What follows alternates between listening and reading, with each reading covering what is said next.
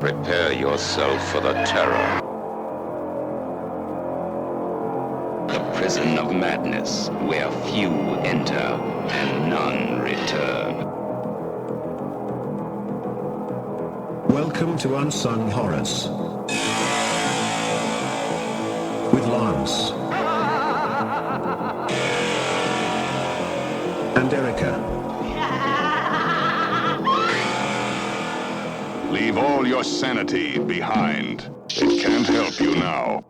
Welcome to another episode of Unsung Horrors, the podcast where we discuss underseen horror movies, specifically those which have fewer than 1,000 views on Letterboxd. I'm Erica. I'm Lance. And it's June. It is June. Happy Junesploitation, Lance. Yes, same to you, Erica. So for those of you who don't know, the website and podcast F This Movie every year has a movie watching challenge, different category for every day of the month, mostly exploitation film type categories, blaxploitation, revenge, horror, things like that. And we've been doing this together for a number of years now. Yeah, it's been great. And this year we've got even more people that we know playing along with us or watching along. We've got our Discord server and we have a Junesploitation channel in there. So if you are a Junesploiter, go ahead and join our Discord. If anything, you can mute all the other channels if you want. I don't care. Don't do that. I'm in a couple of servers where I have about 70% of the channels muted. Yeah, no, I mean, coming from on my day job, we would use Discord and I would mute a bunch of those. Yeah, I totally get it. But when it comes to the Unsung Horrors channel, I mean, until there's a baseball channel, there's none to mute. There's no reason to mute anyone. I know that's true. I mean, we've got about 40 or so people in there right now, so it's not it's not hectic or anything like that. But we'd love for you to join us, share your picks, see what other people are watching daily. Everyone's sharing their Letterboxd lists. A lot of fun. It is a lot of we're a couple days into June. It's been very active. Everybody's picks are a lot of fun. Yeah, a lot of recs. My friend Austin joined the server. Oh, hi, Austin. He's They Live. So everybody say hi to Austin.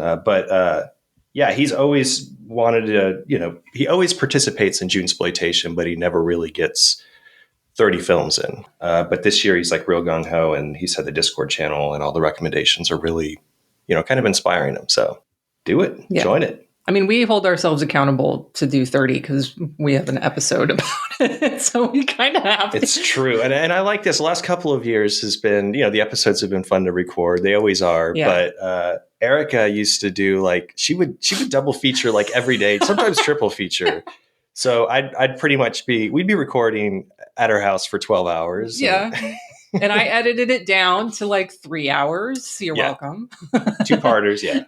But no, I'm only doing 30 this year. I mean, I might watch more, but I won't. Well, I'll try not to talk about more than 30. I'll just leave it at that. Okay. No, you don't have to. I'm just saying. But the movie that we are talking about for this episode is one of my Junesploitation picks this year, specifically for the ripoffs category. Yes. So we're going to be talking about A Monstrous Corpse from 1981. Could also be considered from 1980. I've seen it on a few different film sites, different years. Alternate title is A Grotesque Corpse, because if you take the South Korean name of it and actually put it into a translator, the title is grotesque. So either way. Nice. It's a zombie movie. They're grotesque, they're monstrous corpses. Either one works. And as of this recording, it has 141 views on Letterboxd and is currently available to watch on YouTube. And it does have subtitles. So thank you to the South Korean Film Archive. Yeah, it's a good upload. It looks cool because it does look like it's a pink print. It is, which I like. That. Okay, yeah. I mean, I can't give the movie credit for being pink, but I'm it's like watching, a really old print, and I don't know, just gives it a little more grindhousey feel. Totally. So A Monstrous Corpse is South Korea's first zombie movie, though the story itself is not original because it's a ripoff, like I mentioned already. It's borrowing directly from The Living Dead in Manchester morgue, aka Let Sleeping Corpses Lie. So if you've seen that movie, you've essentially seen this movie. There are some differences which we'll get into, namely the end of the film. But for a quick recap, we have a woman named Suji, and she has returned from being abroad in the United States for about 5 years. She is headed to visit her sister who lives in a remote mountain village called Suri. On her way there, she picks up an environmentalist, Kang, who's on his way to an environmental conference. And then, just like in Manchester Morgue, they get sidetracked in the village where he's dropping her off at. He soon finds out that this radio transmitter is being used as an experiment to eradicate farming pests. That radio signal is causing the recently departed to resurrect and attack the locals for blood. Okay, so the cast. Now, if you go on Letterboxd, there's a lot of things wrong with the cast on Letterboxd. Okay. First and foremost is that there is an actor credited on Letterboxd with the same name as the main male character in this. So an actor that is listed on there as Kang Myong, and that is actually the name of the environmentalist in this. So that should, and if you click on it, this is his only film credit. That's not true. So you can ignore that one. So Kang is a Taiwanese scientist. He is played by Chiang Ming. He's got about 12 film credits, so he's not very, prolific, and you're not going to find those on Letterboxd. A lot of this I had to find on IMDb and HKDMB. A lot of cross-referencing, a lot of HKDMB is better for a lot of Asian films because they actually have pictures of the actors, not just like pictures of the film or them from the film. So it's a little easier to be like, okay, that actor is this person. Right. So I had to there was a lot of detective work in figuring out who is who in this. So I think I have better information than Letterboxd, just saying. So then Suji, the main woman in this, is played by Kwang Ok-yu. This is her only film credit, and that's according to all three, HKDMB, IMDb, and Letterboxd or TMDB. The actress with the most film credits in this is Pauline Yukwon Wong. I am 95% sure that she is the doctor at the hospital. Okay. I think. Again, I didn't have on the credits, you don't have subtitles. There's a lot of missing information about this. There's not a lot of information in general about this film. So a bit of a struggle. But she was in Mr. Vampire 2 and 3, which I think Mr. Vampire 3 is actually the best Mr. Vampire film, just FYI. Dragons Forever, A Millionaire's Express, a ghost comedy called Spooky Spooky from 1988, directed by Sammo Hung, which is really fun. It's got rip-off moments from Jaws, The Thing, some Raimi camera work. So if you like, Hong Kong ghost comedies, Spooky Spooky's on YouTube. You can give it a try. Okay, then I didn't catch his name, but the bald cop, the main one, is played by Am Park. And he has over 150 plus credits. Lots of co-production work. So what you find with a lot of these films is that they're not just straight South Korean films. They're either co-productions with Taiwan or Hong Kong usually. So 150 plus acting credits for him. The sister, Hyung Ji, played by Young Jing Hong. Then on top of that, we have the brother-in-law, so the sister's husband. He's also a photographer. Detective G, who is the second in command to the bald cop. And he gets, just like in Living Dead at Manchester Morgue, he gets killed at the cemetery. The drowned corpse is played by Baek Song. And then I could not figure out who Jun Yu, the scientist friend, was. I could not match up any actors with who he is. But for the most part, though, we'll be talking about Kang and Suji because there are two main characters. But we may also talk about some of the other ones. We'll probably just refer to them as their character versus their name, like Bald Cop, because I don't know his name. Yeah. I feel bad. I'm not meaning to be disrespectful, but there's also just not a lot of information available about the film itself. And we don't have the best translated subtitles or information or anything like that. So. Right. I mean, and just looking at, the information on Letterboxd, the Letterboxd app with the character names actually being the actors. Mm-hmm. I mean, there isn't a lot. I'm surprised at the detective work you've done so far. So that's good job. We got a lot to go too. So, getting into the crew, this was directed by Byung-gu Kang. So on Letterboxd, he only has 4 film credits of that he's directed, but on IMDb, he's got 25. Letterboxd is another mess here because Letterboxd has credited him as having directed Drunken Fist from 1981. However, when you click through to IMDb or Just Watch to go to Tubi, it's Revenge of the Drunken Master from 1984, directed by Godfrey Ho. Right. And if you watch that movie, it is very much a Godfrey Ho movie. Not trying to generalize, but it is. Yeah, I watched Drunken Fist or Revenge of the Drunken Fist on Tubi. Yeah. It's directed Godfrey Ho is credited. Yeah. There's an assistant director, Mark Kong, which I'm guessing maybe he was assistant director, a second unit director or something. That's my best guess on this because we don't have like an assistant credit thing on Letterboxd for him. Right. He didn't show up under this name on IMDb. So I'm going to say that Revenge of the Drunken Master or Drunken Fist, whatever we're going to call it, that's a Godfrey Ho movie. But the film was shot in South Korea. So it stands to reason that he was involved and was an assistant director. Right. So similarly, we have Snake Woman, 1983, aka Grudge of the Sleepwalking Woman. This was a Taiwanese co-production. HKMDB lists a different director, or as actually a co-director. So this is probably another similar situation to Drunken Fist, where co-production, two different directors shooting different scenes. Right. Yeah. And I watched a movie called Scorpion Thunderbolt. In 1984. Oh, the Godfrey Hill masterpiece. Yeah. And that's a combination of two films, Snake Woman. Yeah. Obviously, I guess it's Byung-gu Kong's movie. And then Ho's Majestic Thunderbolt with like newly shot, added footage with Richard Harrison playing like the ninja. Yeah. And there's a lot. I mean, I watched this on YouTube and it was fun. I mean, it was a mess. It is. That movie's so... There's a lot of it's all mismatched footage. There's a lot of soundtrack cues, like Pino Donaggio's score from Carrie, Jerry Goldsmith's Alien, Raiders from the Lost Ark is on there, Raiders of the Lost Ark. But yeah, it's all about the dubbing and stuff. It's insane. Yeah. But it looks like it pulls most of the footage from Snake Woman, from my guess. Yeah. It's very obviously two different movies mashed together to try to create some other type of narrative. And it just doesn't work, but it's entertaining as hell to watch them try to make it work. Yeah. Good ninjas. The Blood Ninjas is what they were called, I think. Love Blood Ninjas. There's one other film he's credited with on Letterboxd, The Soviet Manchurian Border from 1964. This has 0 views on Letterboxd. There's no availability to watch it, no info on it. I gave up pretty quickly on that one.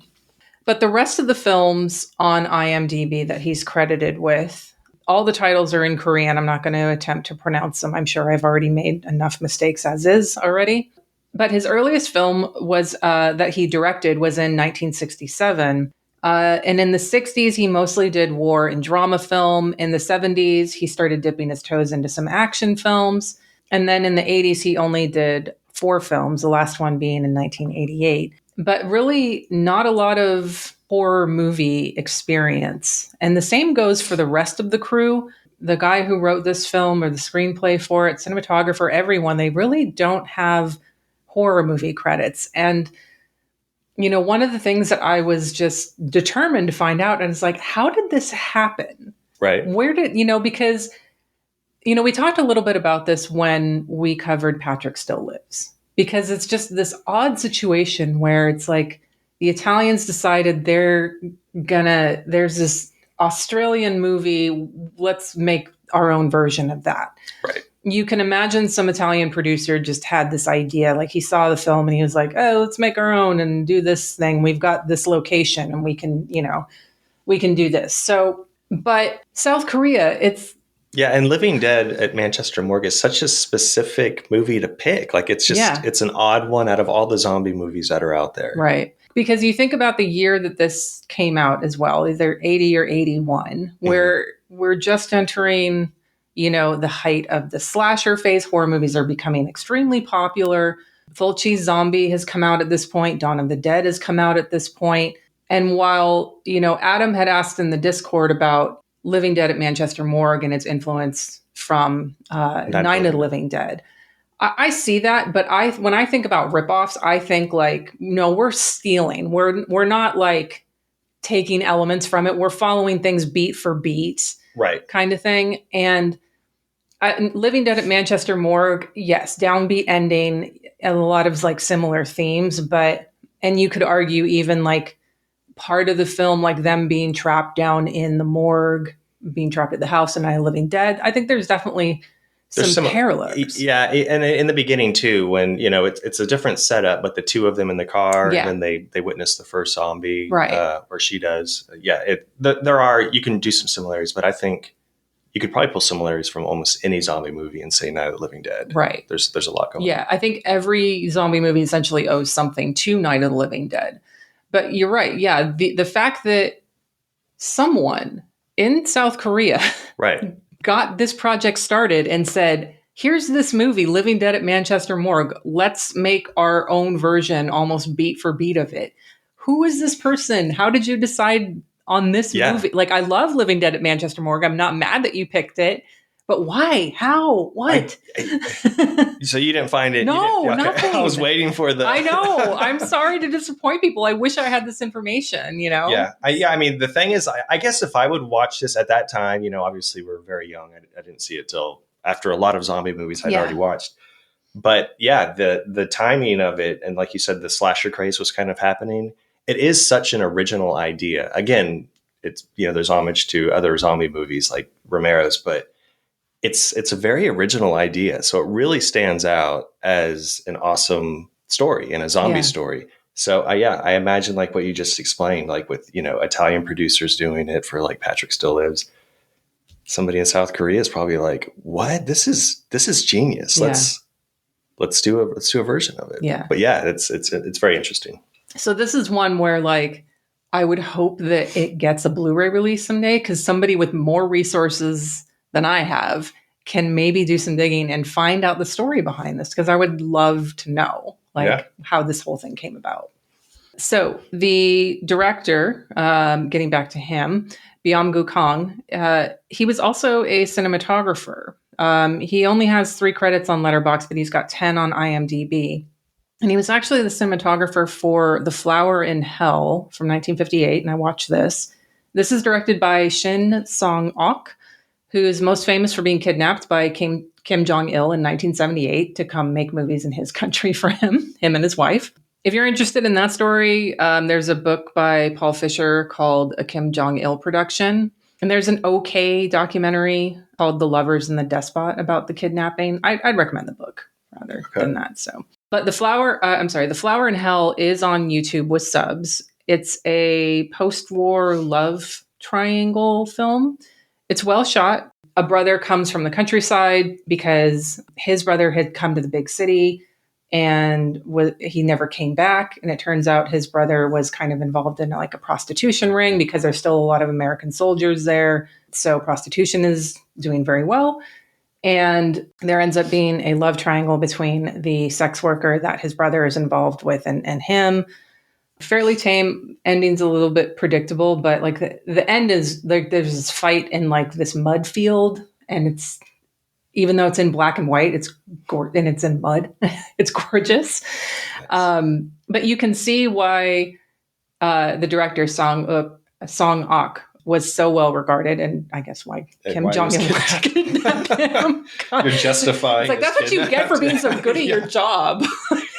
God. Just yourself. Yeah. So that was actually Kang's first credit as DP, and he shot nine more films between 1958 and 1961 before he moved to directing.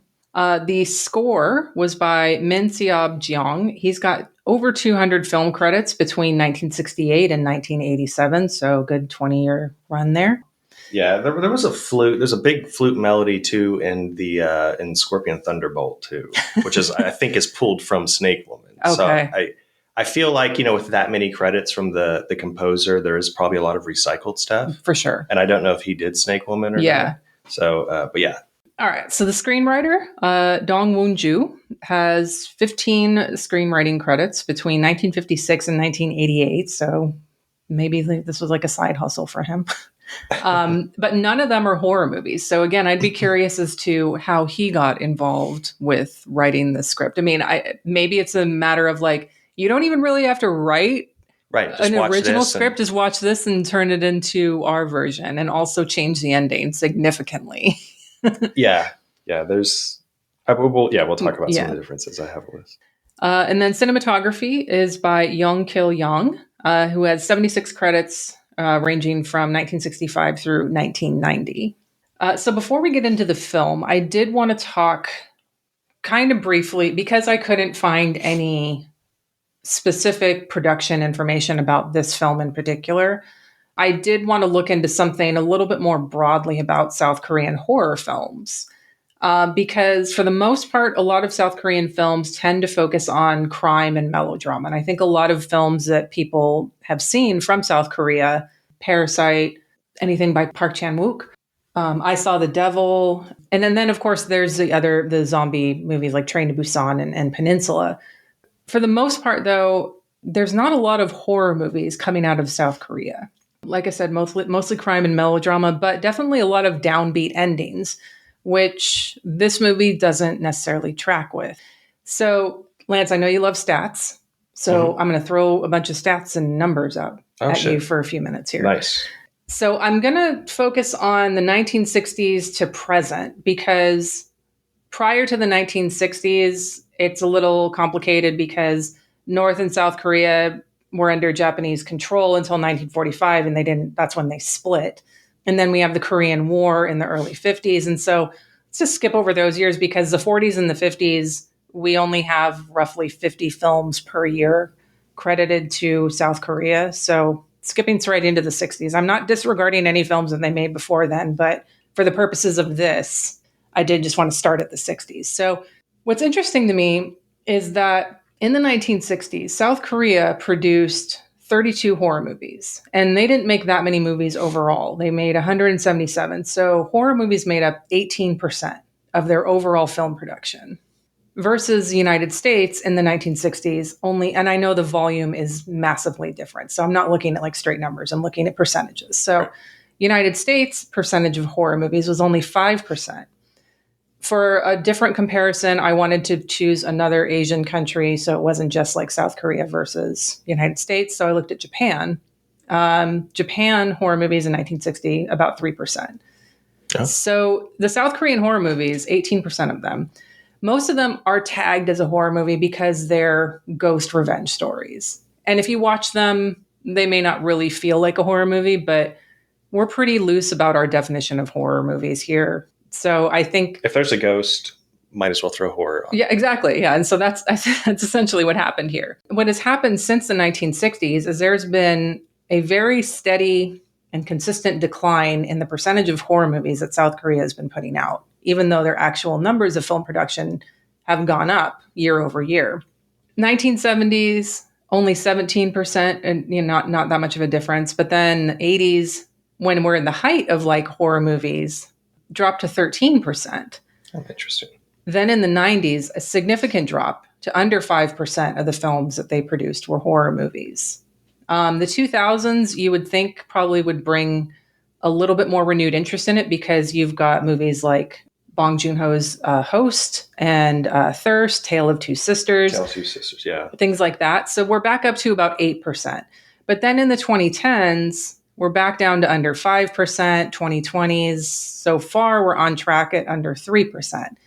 Whereas compared with the United States right now, in the 2010s, 14% of movies produced in the United States were horror movies. Japan, 11%. So Japan has gone from 3% and increased a couple percent year over year, or decade over decade. Same thing with the United States, 5%, then 10%, 13%, 14, 15. They're going up and up. South Korea's is declining, though. Interesting. And I'd be curious to know why that is. Like, do they feel like their audience really just responds perhaps more to the crime and melodrama? Like they feel like that's more what this audience wants, and like horror movies aren't really. Yeah, it almost makes it sound like they're pioneers of the horror genre. Like, and now other countries are catching up. But again, like you said, there's a complete different amount of films made per year. So right. U.S. have been doing horror movies like for crazy. But U.S. and Japan, their stats are kind of the same. I don't know. I haven't watched a whole lot of South Korean movies. I don't know, the lifestyles of a lot of people that live there. So I don't know if maybe the North Korean thing's enough horror enough to have a neighboring country like that. I don't know. And Yeah. they just want some like melodrama movies. That's interesting. But it's interesting to me that like so many of their movies have a downbeat ending, where it's like you would think Yeah. so it's not an escapism Right. element if that's the case. So I think maybe it has to do with a lot of their horror movies being about ghosts and revenge, and perhaps like, going from the 1950s to 60s and to today, there's probably substantially fewer people who believe in ghosts and these revenge ideas. And so the basis for the majority of their horror movies is pretty much dwindled at that point. So that's my best guess. Yeah, they could be like a way more realistic society than because like let's just make Train to Busan zombies. Those Right. are more realistic than ghosts. It's like Yeah, and even some of the bigger, like, I mean, you have Host. There's some crazy science fiction horror and stuff out there, but most of like the big South Korean movies are, like Tale of Two Sisters, I Saw the Devil. Like it is very, there's realistic elements that almost makes it feel like it could happen. Yeah, because even Host like even though like it's a giant monster movie, it's based on a true story about the pollution that went into, I can't remember the name of the bay that it got dumped into, but it's based in reality. And so they've seemed to move away from the supernatural element when it comes to horror movies. Yeah. Which majority of our movies are, bullshit Blumhouse movies now. So those are all based on like, creepy doll coming to life, kill you. Sorry. But yeah, it's either that or it's it's remakes. It's remakes, reboots and stuff. Yeah. But you had mentioned not having watched very many South Korean films. I tried to watch a lot for this because, the director doesn't have that much for me to go off of. So I tried to watch a lot and I only got 3 other ones. But I'm going to give my recommendations for the ones that I did get a chance to watch. One that I wanted to very much, but could not because the auto-translated subs on YouTube were just not working for this one. Was Dracula Rises from Coffin from 1982. I did end up watching a few clips from it. It looks fun. I would like to watch the whole thing one day, but that one did not pan out. I love the title. I know, right? I finally got around to watching Suddenly in the Dark from 1981. Mondo Macabro has a release of this. Cult classic. It's about a new maid with a creepy doll, drives the wife crazy. It's colorful. It's very well shot. I thought it dragged a little bit in the middle. It's like, okay, we know that she's being driven crazy. Let's get to this. But I checked on Mondo's site and I didn't see it, but I'm sure people want to pick it up somewhere. I think I watched it streaming anyway, though. But then I watched a movie from 1980, which was probably my favorite of the bunch. And that includes Monstrous Corpse, which I like. Mm-hmm. But I loved this one. It's called The Hut from 1980. It is on YouTube. I had to do some weird search names for it to find it. So I'll put a link to this one in show notes, and I'll also put it in Discord for folks.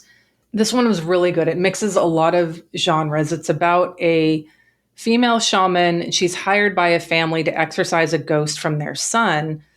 Then it flashes back to the story of where the ghost came from in the first place. Then it goes back to present and the exorcism. This could technically work for the revenge category for folks who maybe are on the fence with their pick or haven't picked anything for revenge yet for Junesploitation. Very heavily feminist. Gorgeous, gorgeous cinematography, costumes, great performances. I was captivated the whole time with like, wait, is she putting them on? Is she real? What's happening? Like, I really, really like this one. I would love to own this movie, but unfortunately it only has a South Korean release for now. I would hope someone domestically gets a hold of this to put it out because it's so good. Yeah, director Lee Do-young, who looks like he was a co-director for the Invincible Armor. That was the old Kung. I think that was a Junesploitation pick that I did years ago. That was one of my favorites of that month, of that year, really. Yeah, it's really, really good.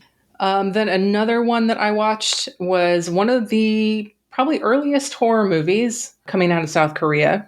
a ghost revenge story, of course, called The Public Cemetery Under the Moon from 1967. I did have to get this from legal adjacent means, but if you are in the Seattle area, Scarecrow Video actually has a copy of it, so you can rent it there. This has a fantastic opening and ending, very like colorful gel lighting, ghost stuff happening. But the middle chunk of it is mostly drama. It's about like a wife who is killed. She leaves her young son, like a baby, and her husband behind. The maid who was working for them steps in, becomes a new wife, and she's so the ghost old wife is trying to get revenge against the maid because the maid is up to no good. It's very good, but again, like most of this is a drama film. So you get the ghost at the beginning, you get excited, and then it takes until the very end before you get more what I would call horror movie elements. Right. So I just love the English translations of these titles. I don't know how accurate they are, but The Public Cemetery Under the Moon. That could be a giallo. There's another. There, I guess there's. I hesitate to call them a series because I didn't get a chance to watch the other ones. But there's other movies with similar titles from South Korea, but not for. I think they were in the 80s though. Like one was like Public Cemetery of Grudges or something like that. I'm like, fuck yeah, I would watch the hell out of that movie. But yeah, so there's a few other South Korean horror movies out there that are more accessible to watch that I would recommend to check out. The Hut for sure, Suddenly in the Dark. Fingers crossed for good subbed version of Dracula Rises from Coffin. And with that, we will get more into the film we are talking about, A Monstrous Corpse, right after this promo from our network.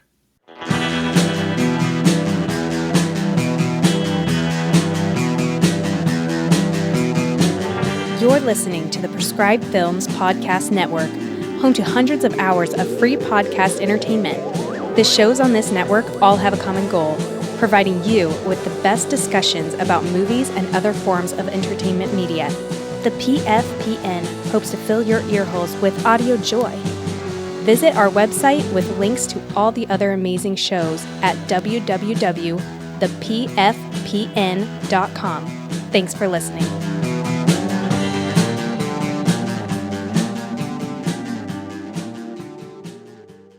Okay, so, we've already kind of talked about how this movie is a ripoff of Living Dead at Manchester Morgue. Mm-hmm. And especially if you watch them very close together, you're like, I'm essentially watching the same movie. Yeah. So spoiler, Living Dead at Manchester Morgue is not my double feature pick. It's not mine either. And I actually watched these on the exact same day. I rewatched Manchester Morgue first, and then I popped on A Monstrous Corpse. Yeah. And I thought it was a lot of fun to watch them that way.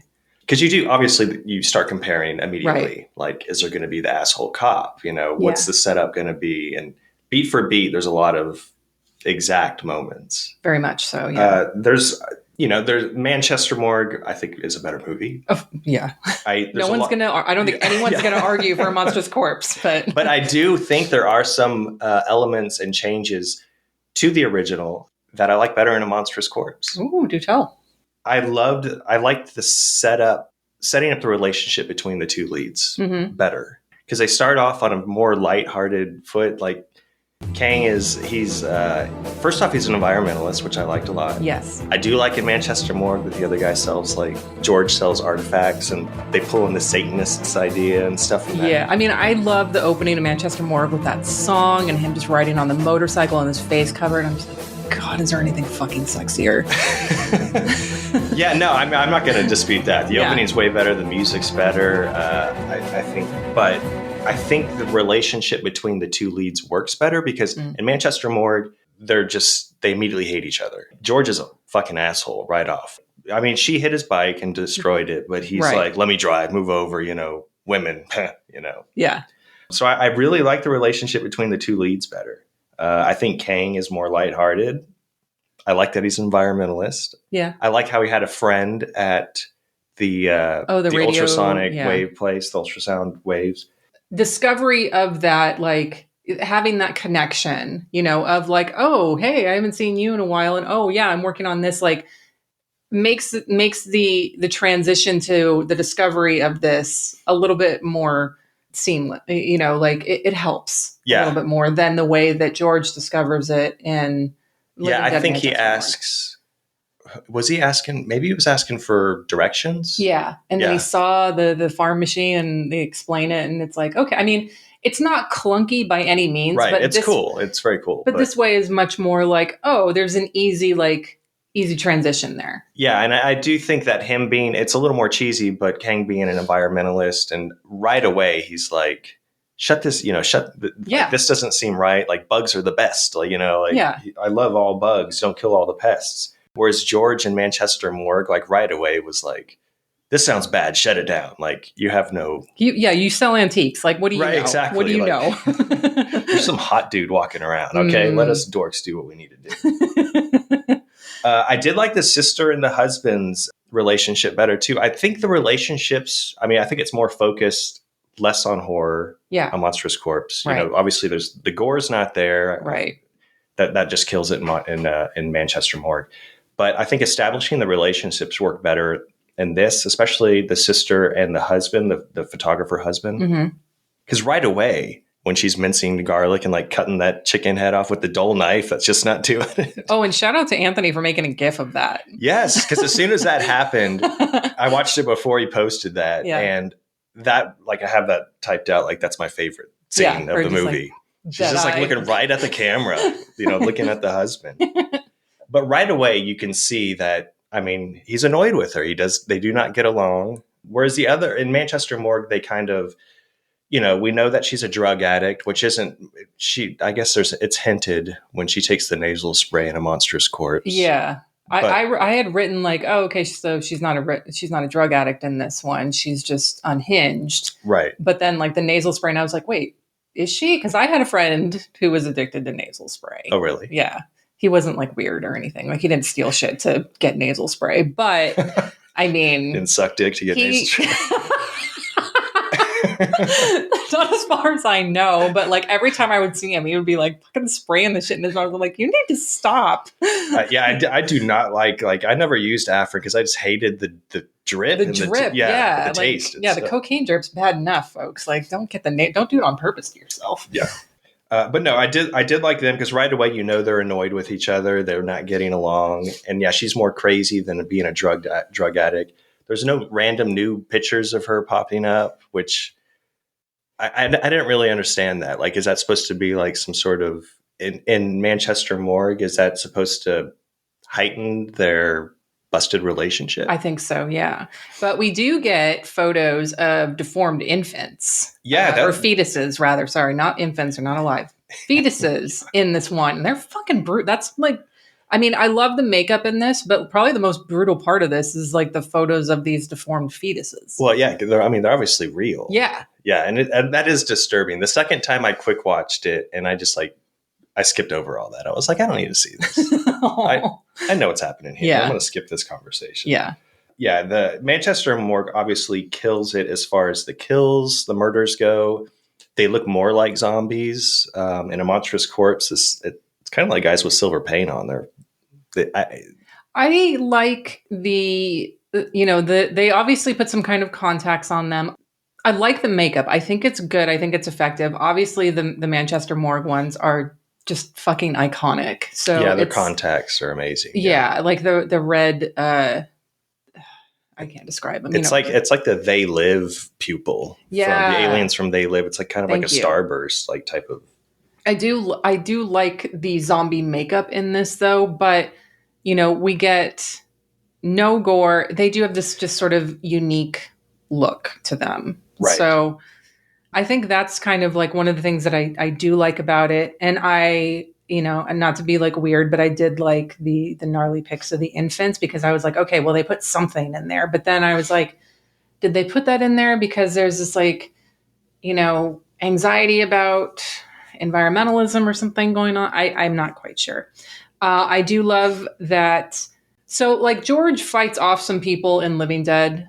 Mm-hmm. But nothing like what Kang does, because Kang busts out some fucking kung fu movies on the zombies in the morgue. Yes, and I love that. You have to respect that because he does the whole like they pop out at the cemetery and he's just standing there and he gets into stance like the whole cliched, like exactly epitome of what you think of. Hi-ya! Yeah. I like this. This isn't one thing that I like more because this isn't something that you have in Living Dead Manchester Morgue. Like there's definitely strangulations, like the zombies going after people and like kind of tearing them apart. But when people get strangled by zombies in a monstrous corpse, it sounds like someone's eating potato chips Yeah. or crinkling like cellophane or something like that. Yeah, it's odd. Yeah. I guess it represents breaking bones. Of course, Right. but like I'm like, who decided this was the right sound effect? But I do like it. There's one line in there after they escape from the morgue that Kang says to Suji, and he says, "I'll go destroy the machine which creates Dracula." And I love that. I'm not, like making fun of it because there is, especially in a lot of Asian films, there's a fine line between distinguishing vampires and zombies. So like the Jiangxi, the hopping vampires, sometimes they're referred to as zombies because they are living dead, just like vampires are. And like they'll have like zombies that are feeding on blood. And so it's clearly a zombie movie, but they're calling them Dracula. So I think that, I don't know that it's necessarily a translation thing, but that they're sort of interchangeable. Yeah, it's the undead kind of. Yeah. So one thing that it does have an asshole cop. It does have a bald cop. Yeah, it's not Arthur Kennedy. I mean, it's not. No one's Arthur Kennedy in that. So the cop in this one, it actually does make a lot more sense and it's less frustrating, which I'm technically not a fan of. So what happens in this is that they're telling him, Kang and Suji are like, radio transmission turning, like corpses are coming back to life and drinking blood. And the cop's like, yeah, right. Logical to not believe that, of course. But eventually he sees it for himself and he is like, oh shit, they were right. Shoot. Close to end of movie now.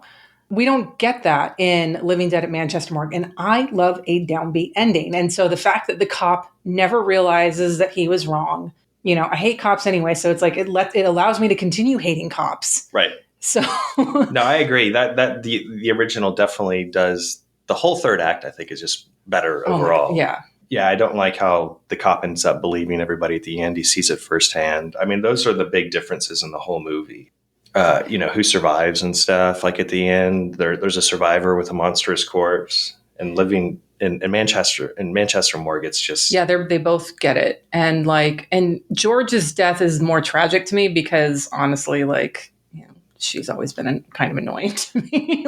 like she ran over his car. I mean, neither of them are like super sympathetic, but George was always the one who was so much more adamant and was having to deal with the police more. And it's like his fate just feels like, oh, that's a gut punch, Yeah. But and he's just the guy thrown into all this. Yeah, exactly. It's very it's like Crystal Plumage where you can't leave town. You're a suspect number one. Exactly. Yeah. So he's stuck. He's like thrown into it. And so that's what sucks. It's like, wow, his day just goes from oh, my motorcycle got ran over to, oh, now I'm dead. Yeah. It sucks in that way. And we're going to, spoil the ending of A Monstrous Corpse. But if you've seen Living Dead at Manchester Morgue, you've seen 95% of this movie already, essentially. But I think another main difference at the end that I really wasn't a fan of either is Kang's death. Not that he died, but the fact that even in his death, he's a zombie now, but he's still able to stop the transmission because he kills his friend at the radio tower. And so that it's like, oh, problem solved. We killed the radio transmission and the cops know that this thing was turning them, was turning corpses into zombies. So we're not going to let them do that again. So it's two of a neat little bow for me. Yeah, no, it is. I mean, and yeah, you can take a step back and say, okay, he's a zombie. He probably has no clue what he's doing. He's just searching for blood. And he happens to stumble across his friend who, and the whole ultrasonic wave place just blows up. Yeah. But no, you're right. It's too, like I said, I think the whole thing's lighthearted, way more lighthearted with you do care more about the characters because everybody in Manchester Morgue are assholes. Yeah. Not as good looking.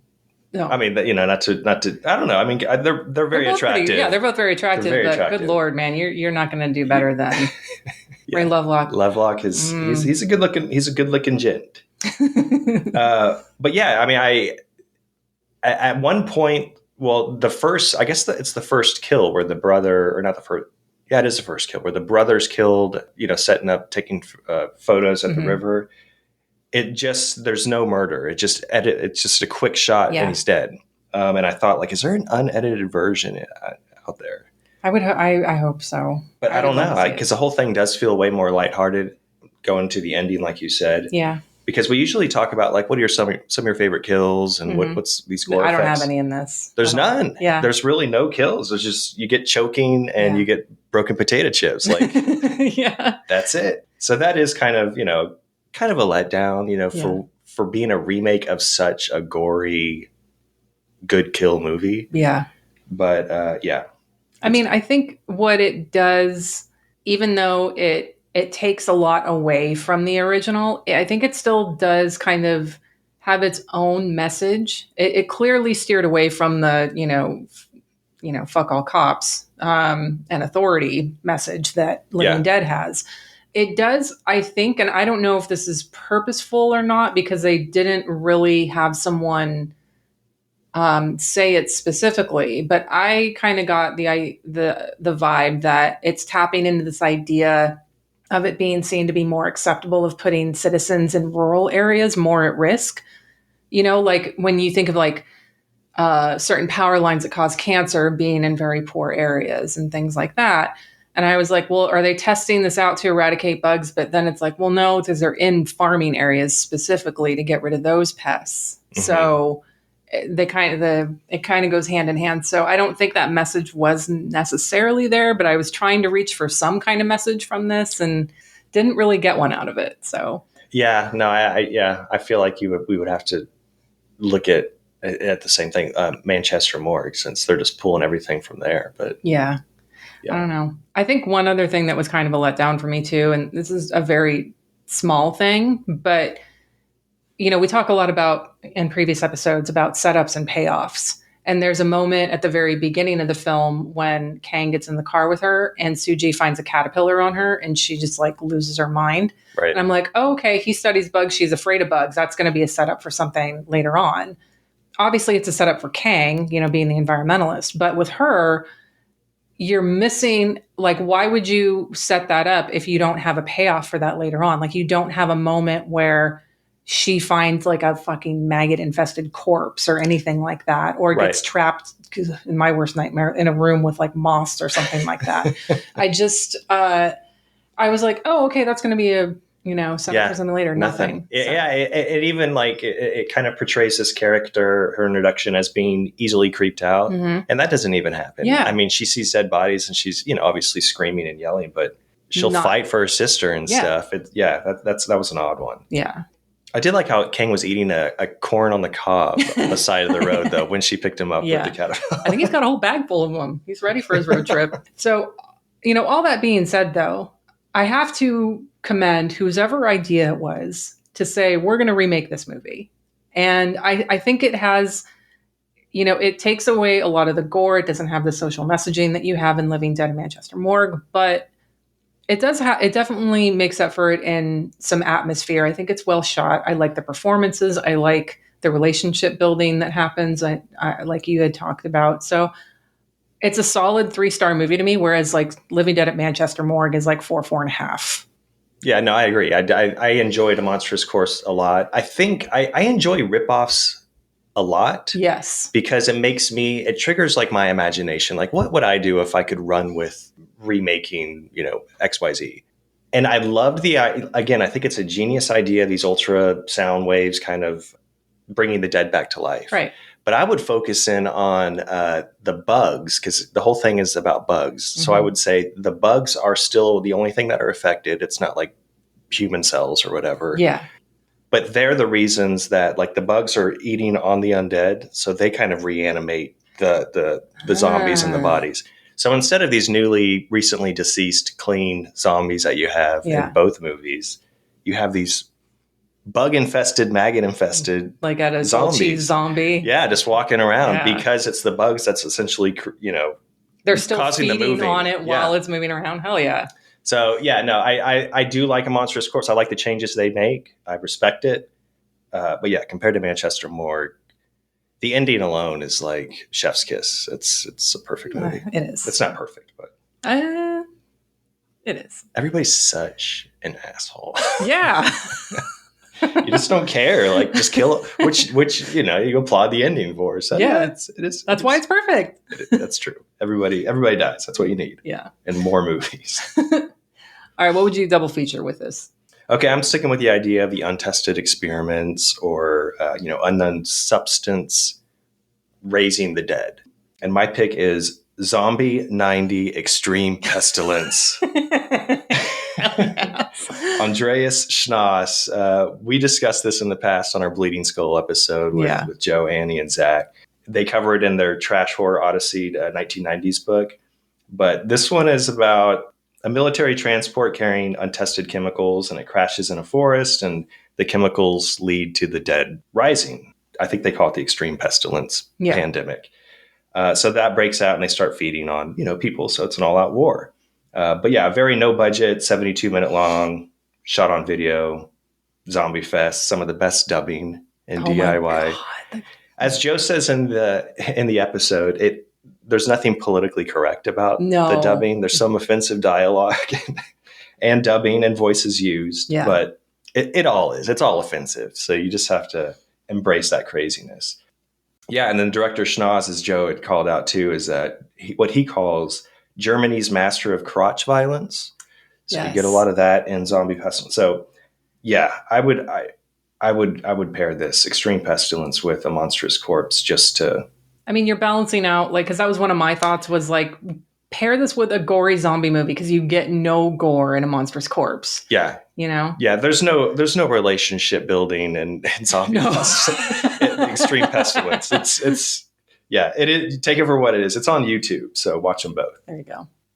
What do you have? So, yeah, like you, I was kind of thinking, like I mentioned, another gory zombie movie because you don't get that in Monstrous Corpse. I was thinking, let's just do a double feature of rip-off movies.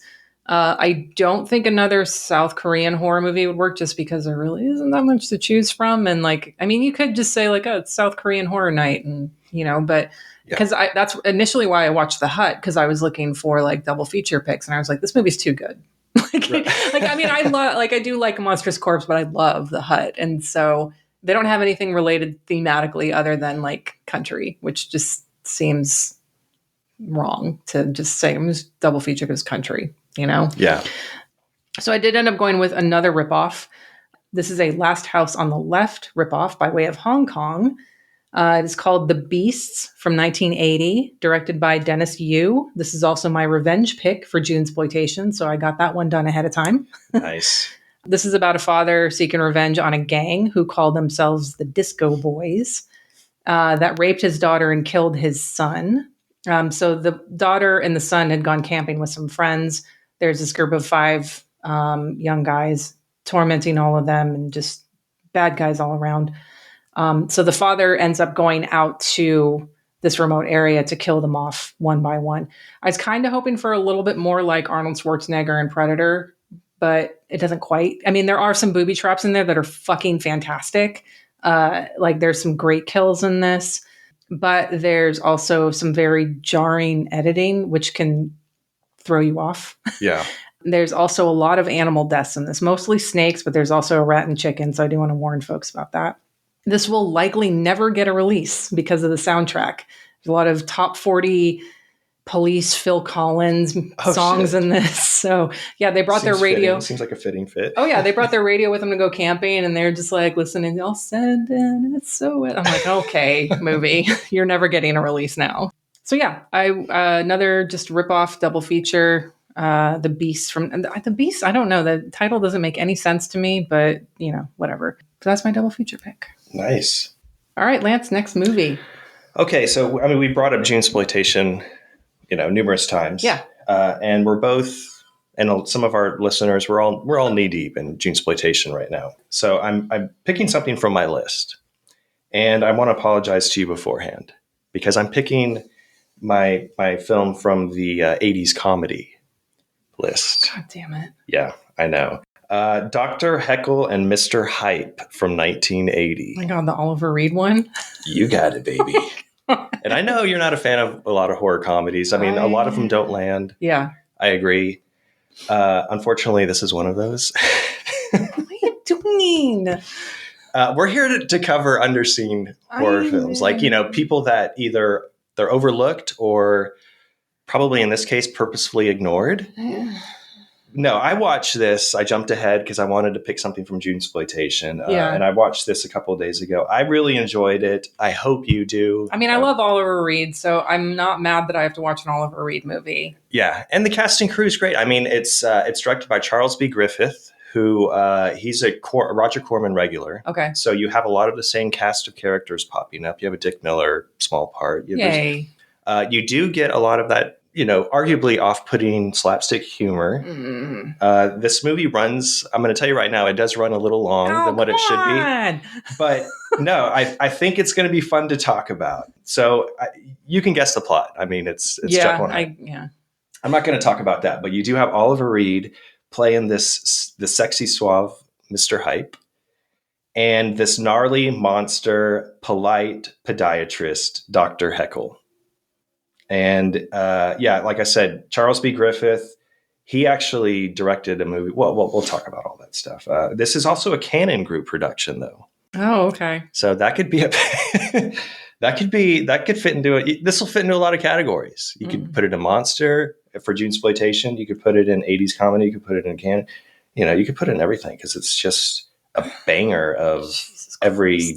I don't know. No one can see my eyes rolling, Lance.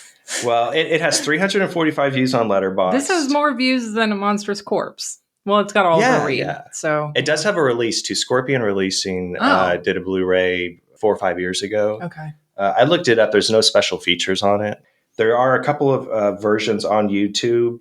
The audio can be a little rough, but totally watchable. Okay. And I had also heard that there's subtitles on the Blu-ray, but a lot of it says like mumbling. They can't even make out what some of the actors. I'm really selling this, right? Yeah. So yeah, I think everybody enjoys looking at and watching Oliver Reed. This was his film right after the Brood. So it's like, what's happening here? I think it's going to be fun to talk about the production and just the silly characters and stuff, what's going on. I've been picking some heavy, dramatic, thought-provoking films the last couple of, my picks, like, The Man Who Thought Life. Yeah. There's just... I need to break the mold, and I feel like this is... You're not just breaking the mold, you're like chaining it up and tying a cement block to it and dumping it in the ocean. Hey, let's get stupid. This is just, let's have a fun time. This is Junesploitation. We're popping on whatever we want. Yay. Dr. Heckle and Mr. Hype. All right, folks. Prepare yourself. We might have another fight. It's been a while. This is Bloodsucking Pharaohs. No, I think you'll like this more. All right. We'll see. Famous last words. Yeah. All right. If you're not already, you can follow this podcast on Instagram, Twitter, and Facebook, all at Unsung Horrors. You can check our link tree for an invite to join our Discord. Now's a great time to join. Junesploitation time. Yes. We'll be going again strong in October for Horror Gives Back. Or you can just join and lurk. That's fine. I do that in plenty of servers. You can follow me on Instagram, Twitter, and Letterboxd at Hex Massacre. And I'm El Shivey on Instagram and Letterboxd. Thanks everyone for listening, y'all. We'll see you back next episode for Dr. Heckle and Mr. Hype. Yes. Bye. Bye.